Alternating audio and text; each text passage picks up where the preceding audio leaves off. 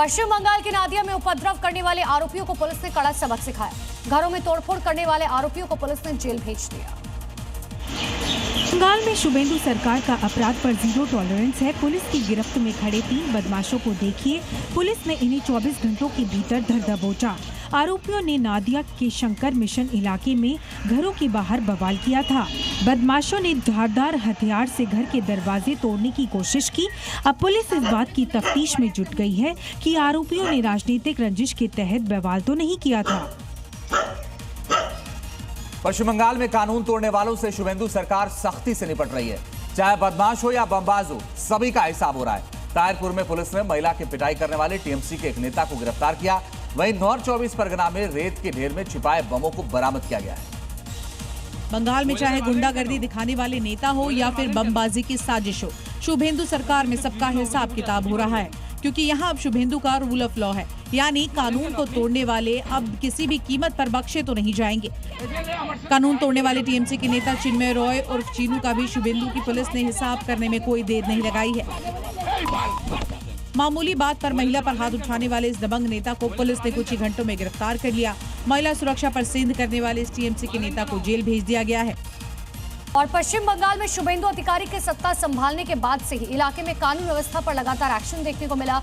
गुंडे और बदमाशों की परेड निकाली जा रही। ताजा मामला पश्चिम बंगाल के बैरकपुर से सामने आया। ये 2 तस्वीरें पश्चिम बंगाल में गुंडों के खिलाफ की जा रही कार्रवाई का एक नमूना है। जो कभी टीएमसी सरकार में अपनी धौंस जमाया करते थे, वो अभी भीगी बिल्ली बने घूम रहे हैं। यानी जो शख्स 2 साल पहले तक सुरक्षा बलों के साथ गाली गलौज करता था, अब उसकी परेड निकाली जा रही है। अभी 3 तस्वीरें देखिए। ममता सरकार में जो गुंडे इलाके में दहशत फैलाते थे, लोगों को धमकाते थे, आज के दिन हाफ पैंट और बनियान में उनका जुलूस निकाला जा रहा है। दिखाया जा रहा है कि बंगाल में अब कानून का राज होगा। बड़ी खबर आपको बताते हैं। बीजेपी नेता संगीत सोम का बड़ा बयान आया है।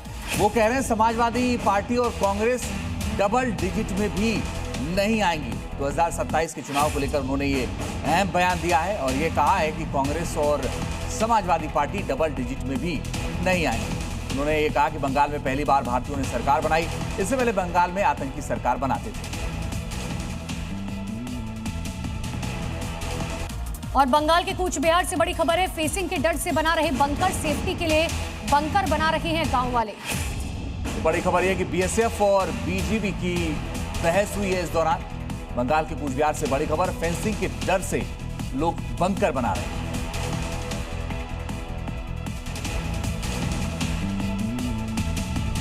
और बड़ी खबर आपको बता दें, पश्चिम बंगाल में अवैध रूप से रह रहे बांग्लादेशियों के खिलाफ सरकार ने कार्रवाई शुरू कर दी। पश्चिम बंगाल की बीजेपी सरकार की पहचानो, हटाओ और वापस भेजो की नीति के तहत कार्रवाई कर रही है। पश्चिम बंगाल की शुभेंदु सरकार ने बांग्लादेशियों को डिपोर्ट करने का ऐलान किया है। बंगाल की 2 तस्वीरें देखिए, कैसे अवैध बांग्लादेशी दहशत में हैं। पहली तस्वीर नॉर्थ 24 परगना के हकीमपुर बॉर्डर चेकपोस्ट की है। वहीं दूसरी तस्वीर नादिया जिले की है, जहां एक बांग्लादेशी नागरिक को होल्डिंग सेंटर में रखा गया है। शुभेंदु सरकार के सत्ता में आते ही बंगाल में अवैध रूप से रह रहे बांग्लादेशियों में दहशत है।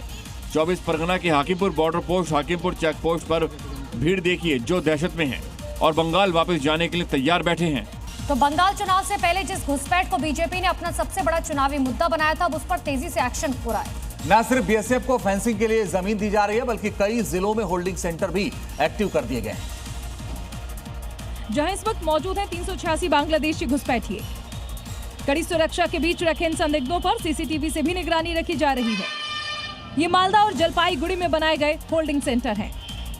ऐसे 11 होल्डिंग सेंटर पूरे राज्य में स्थापित किए गए हैं, जो बरुईपुर, सुंदरबन, बसीरहाट, बोगांव, बरासत, मुर्शिदाबाद, जंगीपुर, कृष्णानगर, मालदा, कूच बिहार और दक्षिण दिनाजपुर में मौजूद हैं, जिन पर शाह की सीधी नजर है।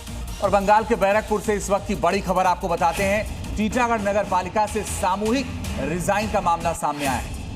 पार्षदों का एक साथ टीएमसी से इस्तीफा। नगर पालिका अध्यक्ष ने भी इस्तीफा दिया। हार के बाद संपर्क न कर सकने से नाराज थे।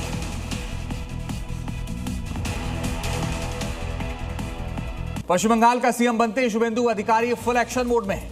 अब उनकी रडार पर सालों से कब्जा की हुई जमीन है, जहां पर राजनीतिक पार्टियों ने अपने ऑफिस खड़े कर लिए हैं। आसनसोल में 1 हफ्ते के अंदर ऐसे ही पार्टियों के ऑफिस पर बुलडोजर गड़ जाए।